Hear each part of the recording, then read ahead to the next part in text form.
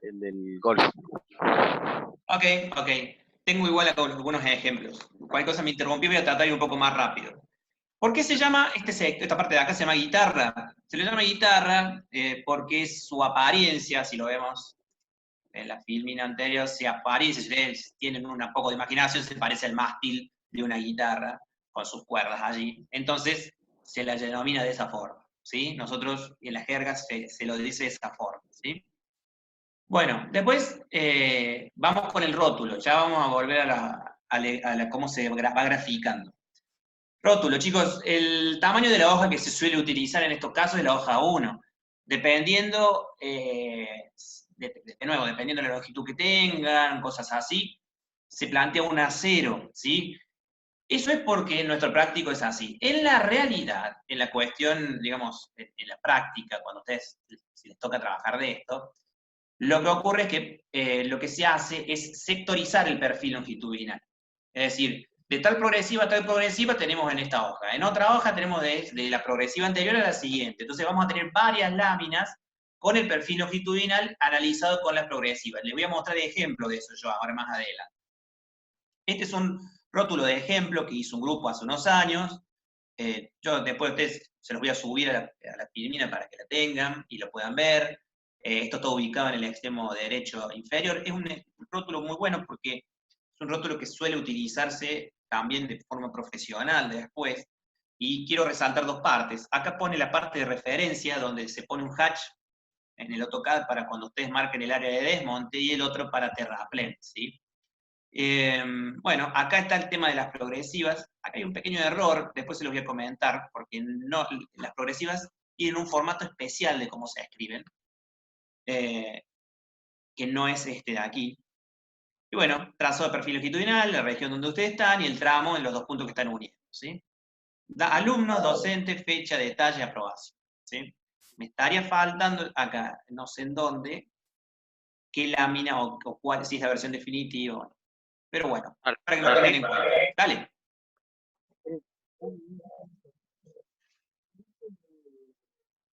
Ustedes les toca estar diseñando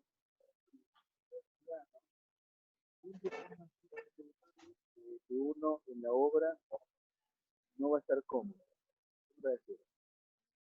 Por un lado,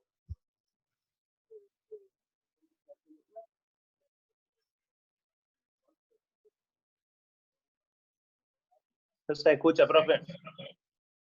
¿Se escucha? ¿Ahí? Hola.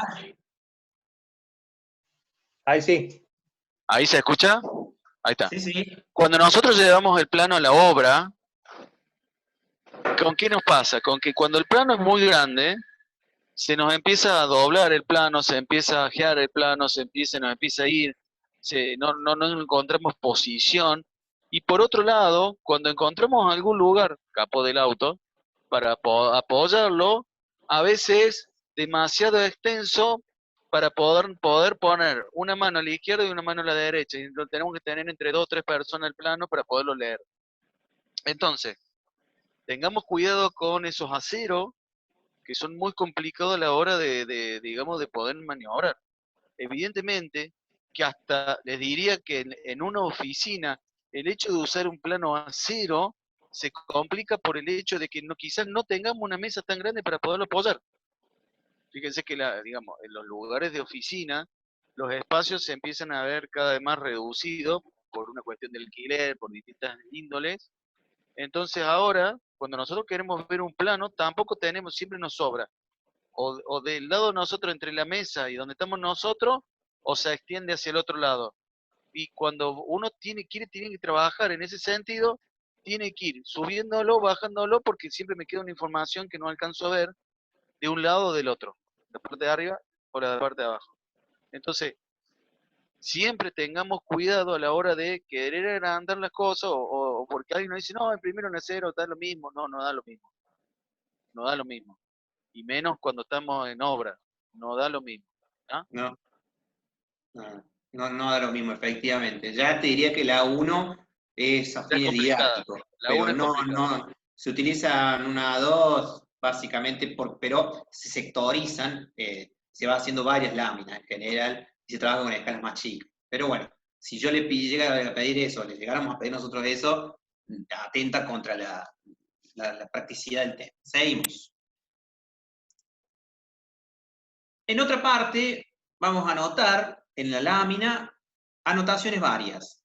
Referencias, vamos a poner un cuadro con áreas de movimiento del suelo. Ustedes noten, por ejemplo, acá, en este ejemplo, el desmonte, tanto, y se establece también en términos de porcentaje. Ya vamos a ver por qué también es.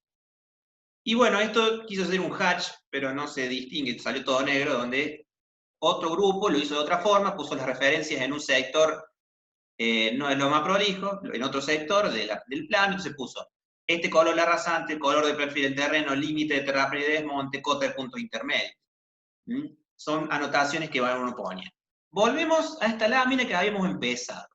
Ya definimos la escala, ya definimos la guitarra, el formato, todo, vamos a empezar. Primero que nada, entonces, como ya dijimos, vamos a dibujar los puntos de intersección entre el trazado y ¿qué? Curva de nivel, vértices esto yo no sé, lo dejo a criterio de Daniel, algunos años hacemos, otros no, donde también hacemos marcar los puntos de cota terreno en los principios y finales de curva. Los puentes es importante que lo marquemos, o sea, no solamente intersección de camino con trazado, sino puentes, etc. A ver. Sí. ¿No me escuchan? ¿Me escuchan mal?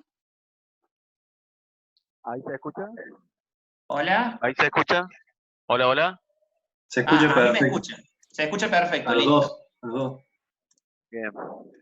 Bueno, El hecho de los vértices, ya lo vamos a ver graficado, es importante para la obra. No es importante para los planos que hacemos nosotros, pero sí para obra. Para tener la referencia en obra, porque yo, digamos, hay ciertas cuestiones que tengo que marcarle el vértice para poder replantear. Marco el centro de curva y el vértice, ¿está? Mediante la externa puedo ir ubicando el punto o varios puntos de la curva de desarrollo, o el centro de la curva de desarrollo. sí, lo que sí, los vértices de las curvas horizontales, sí, o sea, los distintos cortes, eso sí lo van a tener que dibujar. Bueno, si alguien tiene alguna duda, pero vuelvo al ejemplo, empecemos con una altura, nos vamos en la longitud hasta que llegamos, por ejemplo, a esa curva de nivel, esa curva de nivel dice que vamos para arriba, subimos, hicimos esta red. Y así fuimos trabajando con todas. Y con esto yo llego a esto, por ejemplo. Este sería un ejemplo de perfil longitudinal de terreno ya terminado, ¿sí? En este caso, el punto inicial era el menor, el más bajo, respecto al punto final. Puede pasar que no, que lo tengan por acá arriba, luego baje un poco, luego vuelva a subir. Eso va a depender de por dónde pase el cambio. ¿Sí? Y este ejemplo es lo que yo les quería marcar como una ayuda cuando ustedes trabajen con las escalas. Recordemos rápidamente, si por ejemplo elegimos en X una escala 1 en 25.000 y tenemos una longitud, o sea, tenemos ya el punto a trazar a 700 metros, hago el cálculo rápidamente, entonces a mí me da traducido 2,6 centímetros, ¿sí? En el dibujo que yo estoy realizando. Lo mismo tengo que analizar. Sí, sí. ¿A dónde voy? Volvete, es un par. Acá, ahí está, no, en esa. Fíjense un detalle, que por ahí no lo dijimos, pero es importante. Los números están colocados en forma vertical, no están colocados en forma horizontal. Y esto está determinado por el motivo por el que si yo empiezo a escribir todos los números en forma horizontal, el formato es tal cual está expuesto ahí. Son números muy pegados uno al otro. Evidentemente, que el pegar números uno al otro, y con algunos números que tienen 4 o 5 cifras, evidentemente que no me da la escala. Entonces tengo que girarlo, ponerlo en vertical, y de esa forma sí van a entrar en la línea o en el eje de donde viene, desde arriba de donde viene. En otro sentido, también es importante destacar, espérate, no, andate la del perfil longitudinal, Mati. Bueno, quería simplemente mostrar que acá hay un detalle mayor. Volvete la del perfil longitudinal. Ahí está, la donde estaba la verde. No, la que le sigue. Fíjense otro detalle que es importante que ustedes lleven a cabo. Todas las líneas verdes que nosotros que están expuestas acá, lo más importante que es el trazado del terreno, el trazado de la rasante, pero no así las líneas que me llevan a indicar las cotas.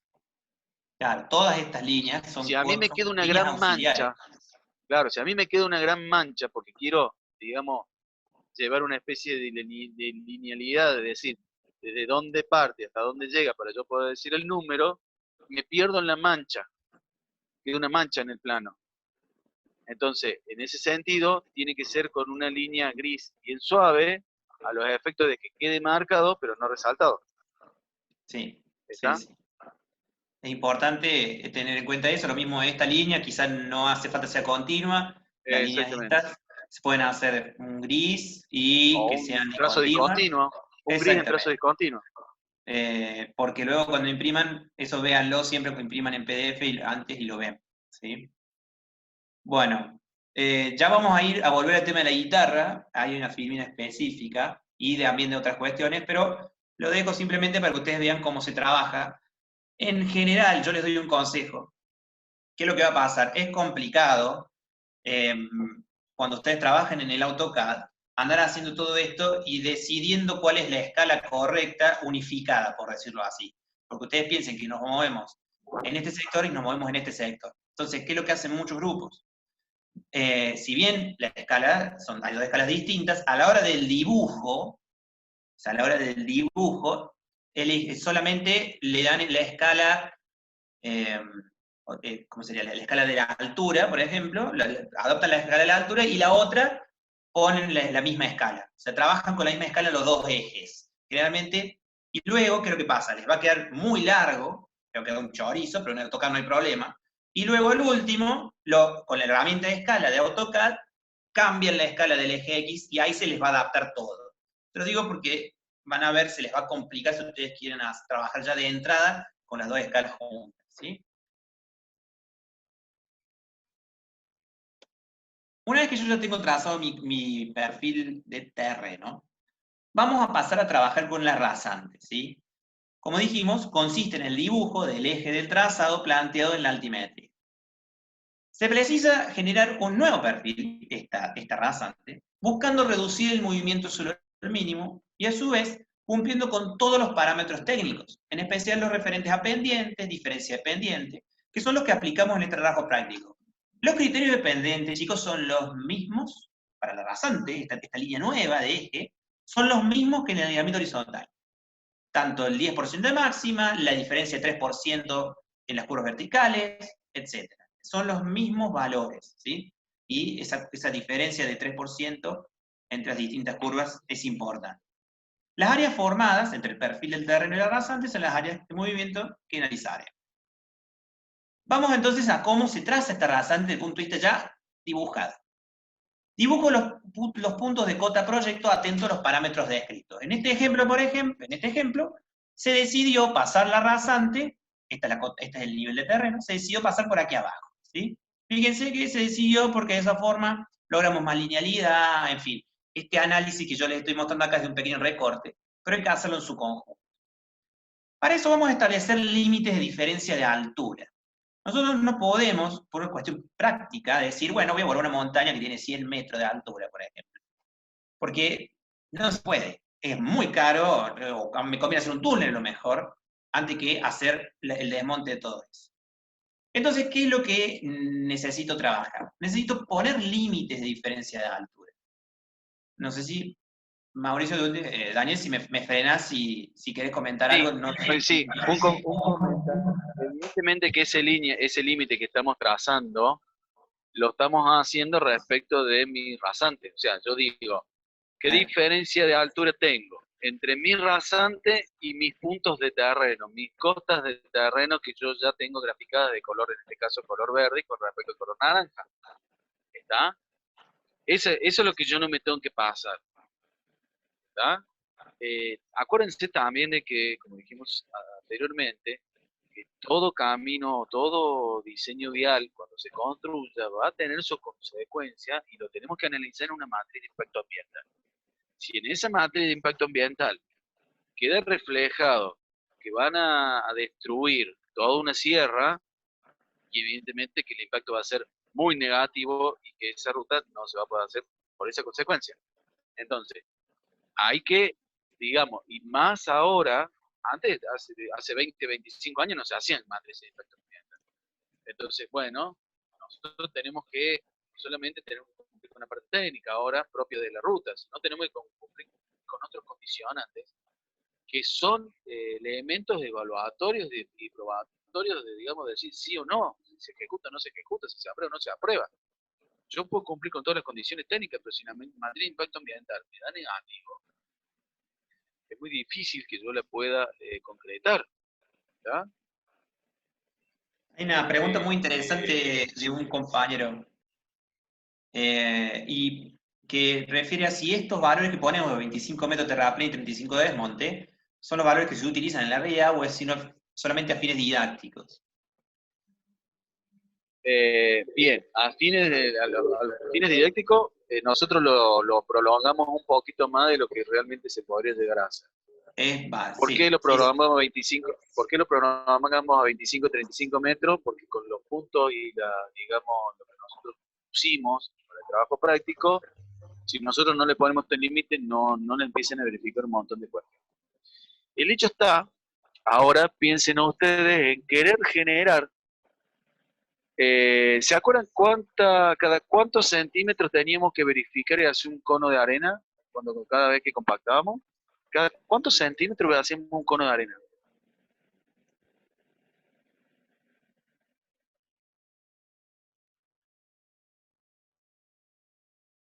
Epa, cuarto año geotecnia, capítulo 9, Proctor, capítulo de ensayo de cono de arena, o no me escuchan. Vamos a decir que no me escuchan. ¿Me escuchan? Sí, se escucha perfecto. El tema es que me parece que falta la memoria. ¿No? ¿Cada cuántos centímetros? Ah, estamos. Cada 15 centímetros tengo la capa en la cual voy a imagínense ahora.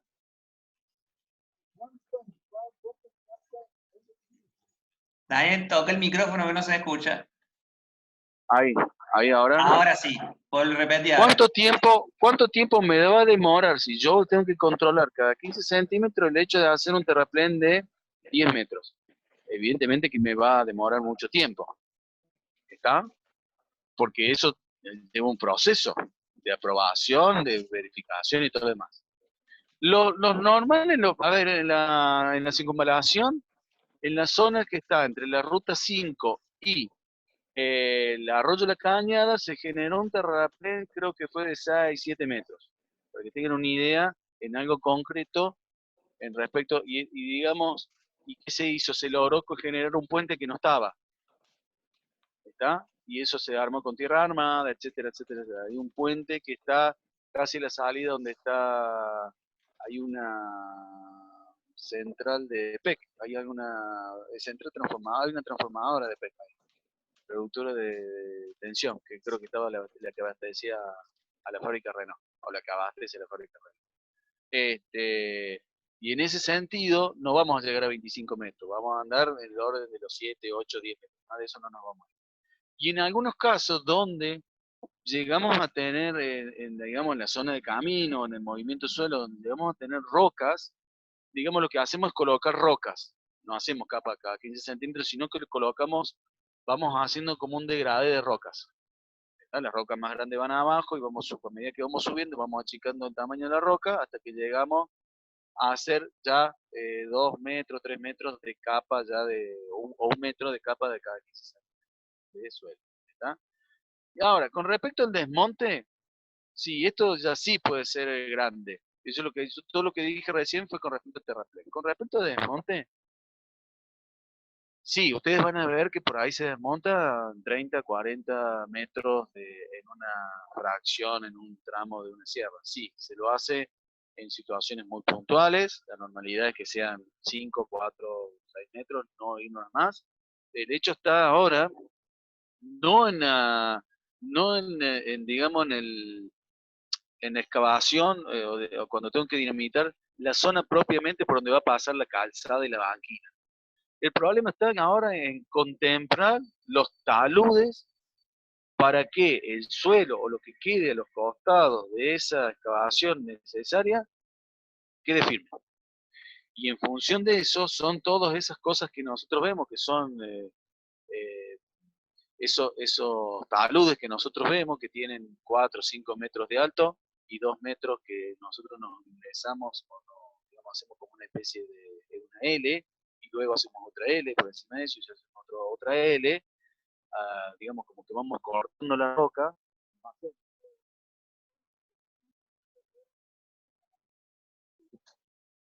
Te fuiste, Daniel. ¿Sí? Volve. Ahora sí. ¿Eh? Ahora te ¿Hola? escuchamos. Hola, Sí, hola. sí. ¿Se entiende lo que estoy queriendo decir? En desmonte puede ser, en terraplén no. En terraplén no. Puede haber situaciones muy particulares. Creo que en toda la circunvalación creo que hay 2 puntos en los cuales se trabajó con 5 o 6 metros de terraplén. Lo demás no. Sí hay terraplenes, sí, hay terraplenes, pero no son tan grandes. ¿Sí? Bueno. Entonces, estos son los límites que planteamos de forma didáctica, en la realidad no, como bien dice Daniel, son de menor valor, si bien en el caso de desmonte puede llegar a darse a nosotros. Y bueno, con esos criterios que ya venimos planteando y los límites que establecemos, empezamos a trazar esta raza. Acá hay algunas ayudas gráficas que algunos grupos utilizan, que hemos ido aprendiendo que son útiles. No sé si les muestro acá, ustedes no sé si lo vieron, estas líneas en proyección están marcadas en cada uno de los puntos. Estos puntos son los vértices de las curvas horizontales. Y fíjense cómo este perfil longitudinal, cuando lo presentaron, no pusieron ni siquiera en gris pusieron las curvas o las líneas auxiliares de las cotas de nivel, sino que directamente solamente pusieron las líneas que corresponden a lo que es los vértices de las curvas horizontales, y también pusieron lo que es los vértices del principio y final de curva, pero bueno, no es algo que les pedimos ahora. Primero, una ayuda gráfica que son estas líneas es áreas dependientes posible. Es mucho más fácil si yo trazo esto a una escala adecuada, entonces yo sé que dentro de lo que esta zona sombreada, yo sé que puedo trabajar con tranquilidad porque voy a estar dentro del 10%. Por supuesto, siempre y cuando, tomando en cuenta la diferencia como un punto, supongamos que yo acá pongo una curva vertical, que la diferencia sea menor al 3%, 3% entre el tramo que venga de este lado y este otro tramo. Y después también se utiliza mucho colocar líneas auxiliares, que son de límite de altura para terraplén y desmonte. ¿Ven? Este sería el límite de desmonte y este sería el límite de o el límite de la línea de terraplén y desmonte. Al revés, el límite. Sí. Claro, al revés, perdón. La que está arriba es de desmonte y la que está abajo es de terraplén. Exactamente. ¿Sí? Son ayudas gráficas que les sirven. Volvé al anterior, Martín. Volvé al anterior en un segundo.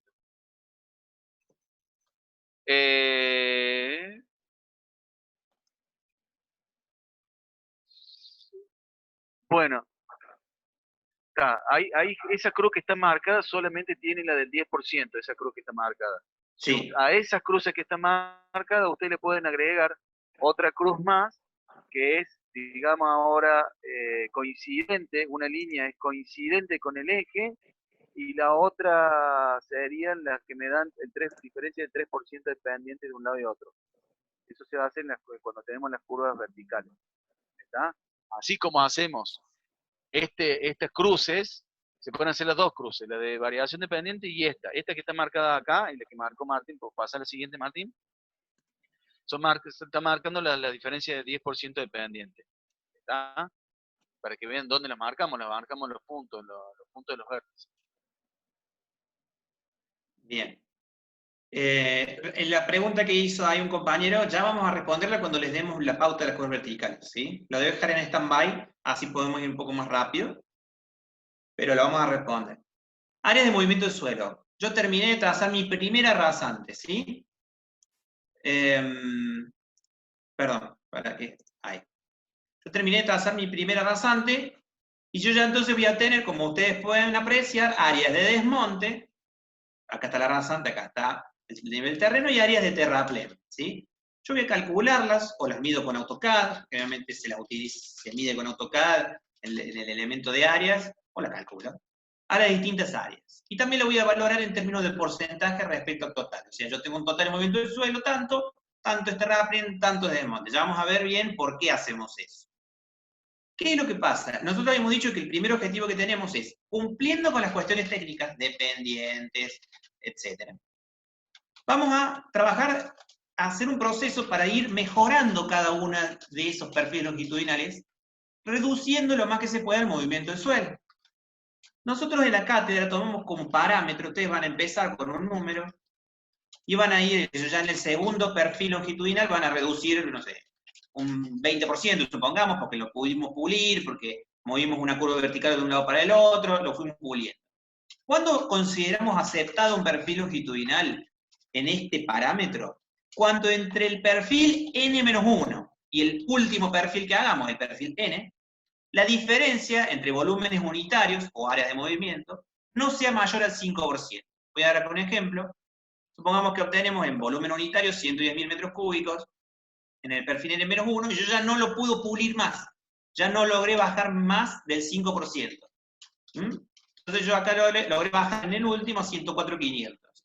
Cuando ocurre ese caso, entonces yo bajé del primero al segundo, bajé el 20%, un montón. Después del otro bajé el 10, y bueno, el 7. Y ahora yo logré el 4, por ejemplo, que ya sería una cosa muy grosa, muy buena. Cuando ya no sea mayor al 5%, entonces ya lo damos por aceptado. Quiere decir que ya no se puede pulir más, en principio. ¿Sí? ¿Se entiende este criterio?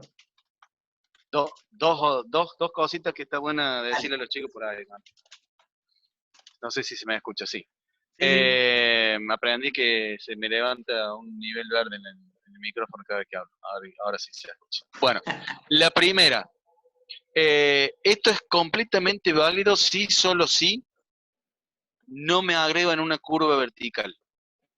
Hay un límite. Si ustedes me agregan en este proceso alguna curva vertical, evidentemente que lo que yo en vez de mover los tramos, al agregar una curva vertical, me vuelve a foja cero todo el análisis que yo estoy tratando de lograr. Esto es, cuando ustedes trazan la primera vez, le dan un montón le dan de desmonte y le dan terraplén. Bueno, ahora hay que buscar llegar a lo mínimo. No llegar a cero, porque si llego a cero, mi perfil longitudinal se refleja con mi perfil de terreno, y ya dijimos que eso no podía ser, por todas las fotos que vimos anteriormente. Pero dentro de esa, ahora con la ubicación de esta rasante, de esos tramos rectos ahora de trazantes, porque hasta ahora no le agregamos curvas verticales, yo tengo que lograr que ahora esos volúmenes o esas áreas, en principio de terraplén de monte, se empiecen a achicar. ¿Y eso cómo se logra? Y jugando con las líneas. La subo un poco por acá, la subo un poco por allá, genero una curva vertical más, genero otra curva vertical más. Bueno, en un momento generaron vértices, generaron un montón de vértices y ya está. Dice, bueno, ya está. Ahí es donde, luego de ese proceso, digo, bueno, ahora, sin generar más nada, voy a lograr y voy a tratar de disminuir. Entonces empieza a ser como si fuera mi trazado cero. Mi trazado cero tiene, como dice Martín, 110.000 metros cúbicos. Bueno, ¿cuánto me da mi trazado 1? Bueno, tiene 100.000. Bueno, entonces tengo que seguir mejorando. Si tuviera 104.500, ya está. Si me llego a 100.000, y significa que si yo lo toco un poquito más, seguramente lo puedo mejorar. Esa es la conclusión, o eso es lo que se tiene que lograr. Ahora le hago una consulta. ¿Qué pasa si el desmonte me da 300 metros cuadrados en la figura y el terraplén me da 300 metros cuadrados? ¿Tengo movimiento de suelo cero?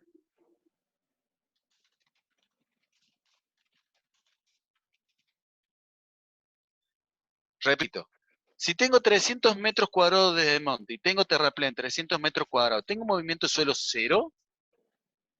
Muy bien, la respuesta es no. Tengo 300 metros cuadrados de desmonte, 300 metros cuadrados de terraplén, que ahora se compensan. Pero eso no es se lo que restan. está en la otra filmina.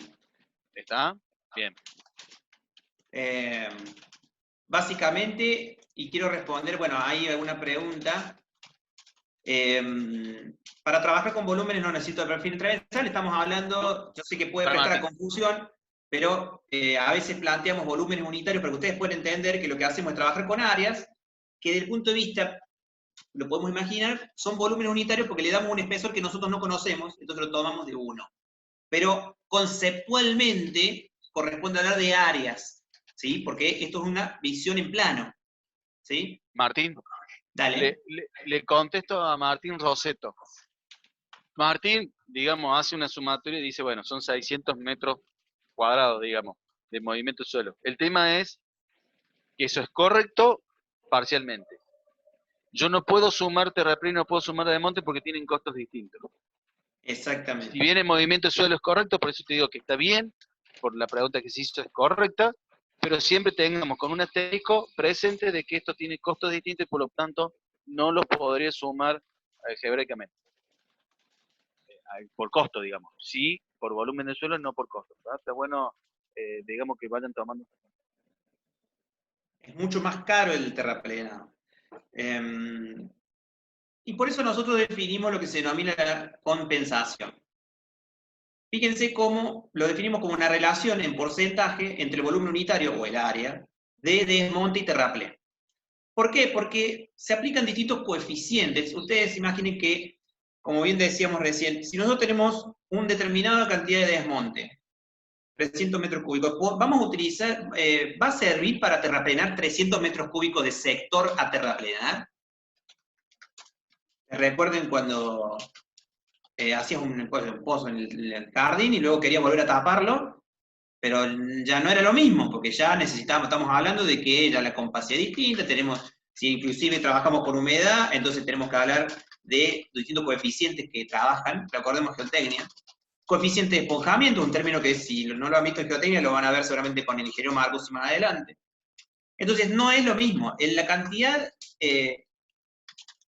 de suelo que vamos a desmontar, que luego lo vamos a usar para terraplenar, no es el mismo, vamos a necesitar más para terraplenar, una misma área. Entonces, fíjense cómo se establece por cátedra, nosotros decimos, tomámoslo de forma didáctica, que tiene que haber entre un 10% y 20% más de área de desmonte respecto al área de terraplén. Entonces acá vemos un ejemplo. En este caso, por ejemplo, este perfil longitudinal, las personas que lo hicieron, dieron como límite de estas áreas para analizar, por ejemplo, entre el punto 1 y el punto 2, tenemos esta área que es de terraplenado. Y tenemos entre el punto 2 y el punto 3 esta área que es de desmonte. ¿Lo ven aquí? Tenemos tanto de terraplén en el punto 1 y 2, tanto de desmonte en el del 2 al 3. Y así, esta parte no la vemos en la gráfica ahora, pero lo fueron analizando. ¿Qué se hizo? Sumaron todo el área de terraplén, les dio esto. Sumaron todo el área de desmonte, les dio esto. Y obtuvieron una compensación que es del 90%, en otras palabras, el 10% de diferencia entre un área y el otro. Y ya vamos a ver por qué es importante esta división de áreas que hicieron. Lo vamos a ver en la filmina siguiente. Por ahora quedémonos en esto. Suma total entre una cosa y la otra, y la diferencia que les cumple y les verifica. ¿Sí?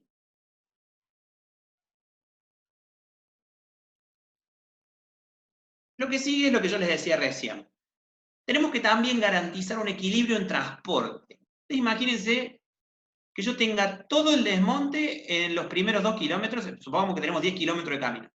Tenemos todo el desmonte en los primeros 2 kilómetros y todo el terraplenado en los últimos 2. De repente, tenemos que hacer un movimiento de camiones, un movimiento de suelo de un punto al otro, que encarece un montón la obra y sobre todo los tiempos de obra, ¿sí? Entonces lo que buscamos nosotros es que no solo en magnitud total debe verificarse este equilibrio, no solo la magnitud total analizada, sino también en función de la distribución del movimiento del suelo a lo largo del progresivado. Entonces acá vemos un ejemplo de una buena, adecuada distribución. ¿Por qué? Porque esta área de desmonte la podemos utilizar para terraplenar este sector y este sector. Lo mismo acá, puede terraplenar este sector. A escala, o sea, visualmente ustedes pueden apreciar que hay una relación aproximada en determinados sectores que me permite a mí ir disminuyendo al máximo el transporte que vamos a tener en el suelo. ¿Sí? Entonces es otro criterio que tenemos que tomar en cuenta. Dale, adelante. Martín, ¿me escuchás? Sí, sí. ¿Te escucho? Fíjense, algunos seguramente recordará.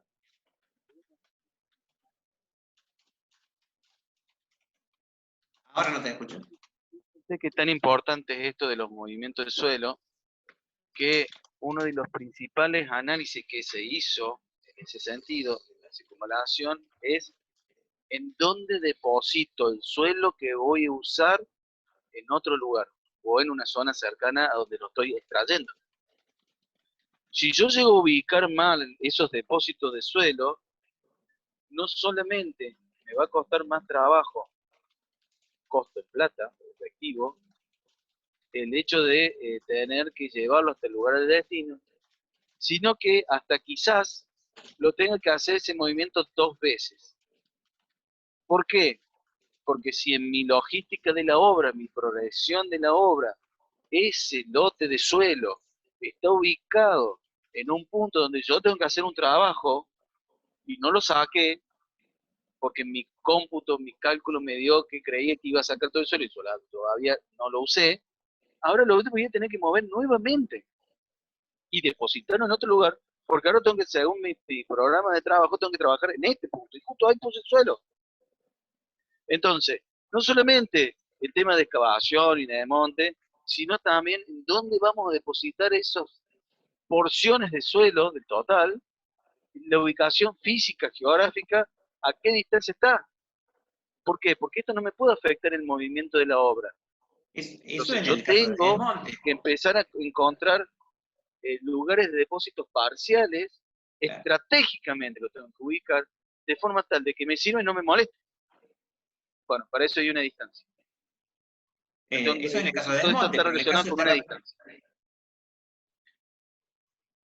Perdón, en el caso del terraplenado, peor, porque yo necesito entonces crear zonas de préstamos. Entonces tengo que buscar zonas donde voy a obtener suelo. Y eso a veces, y en muchos casos, sobre todo en caminos rurales, no es tan fácil de conseguir. Tenemos que entrar a un campo, pedirles qué vamos a pasar con la máquina. No, no me quiero meter en eso. Así que es importante que tengan en cuenta la compensación y el equilibrio en transporte. A mí me parece, Daniel, que amerita renovar la sesión una vez más. No vamos a demorar mucho más, serán 10-15 minutos. Ya queda 1 minuto y medio de esta. Así les muestro algunos ejemplos, algunas preguntas frecuentes y bueno, ya podemos empezar a dar un cierre. ¿Te parece? Sí. Listo. Salimos y volvemos a entrar.